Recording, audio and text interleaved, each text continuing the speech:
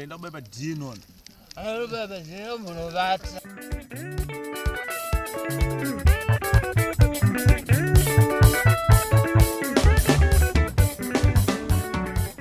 Ndipinda mukasangwa kaka.